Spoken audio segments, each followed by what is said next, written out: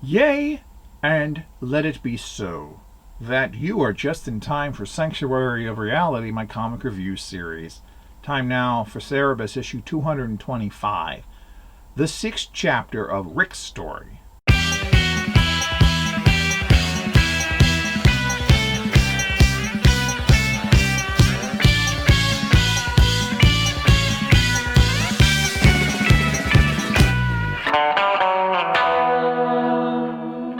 It's a new day, and Cerebus ponders to himself about why Rick is just silently sitting in the bar for hours. He works up the nerve to ask the still dazed and mute patron if he wants his breakfast juice. We see things from Rick's perspective of his new iteration of Rick's story, the biblical, Old English-styled The Book of Rick. Chapter 1 involves Rick wanting to drink whatever Cerebus is having, which is a bucket of scotch. Cerebus tells him a parable, a recap of sorts about himself and guys, trying to impress his friend Bear by being drunk often, only for Ziggy to appear and take Bear away, which eventually led to Cerebus being trapped in sleeping quarters during a snowfall.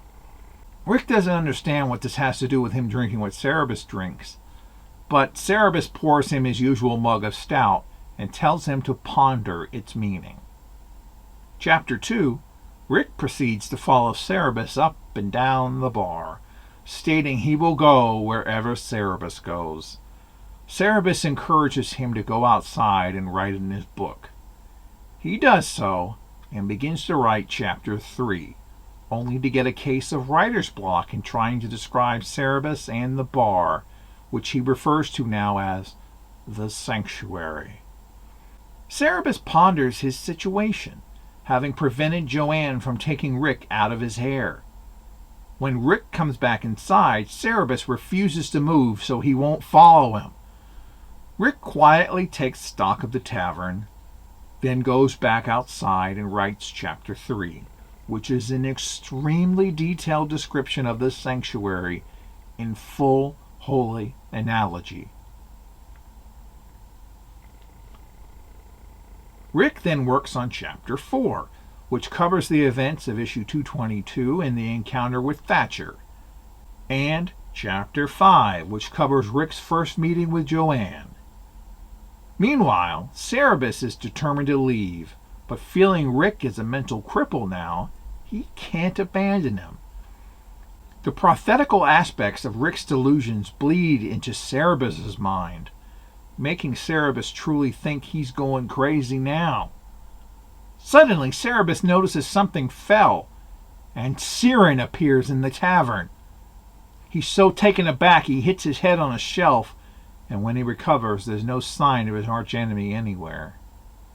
Rick writes Chapter 6, which involves recapping last issue, when Joanne shows up, apologetic.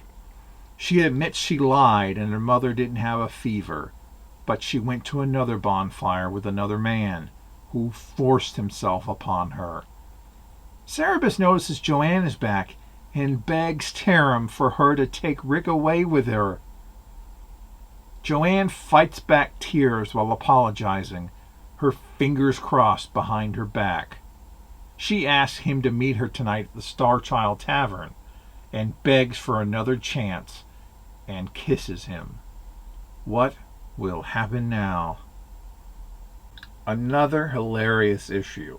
The Book of Rick stuff does tend to read a little slower because we're going into the parody of Old English Bible-style writing, but I found it amusing nonetheless. If you do find them to be a bit of a slog, you can always read the little summaries at the top of each page. You could read that and be good to go. Then you miss little details, like, for instance, Cerebus in issue 215.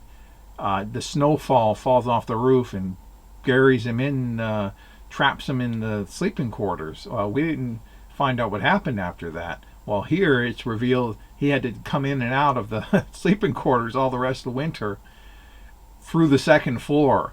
So, I mean, it's little moments like that that you'd miss out otherwise. Some of this is just merely a recap of stuff that we've seen before, but through a prophetic lens.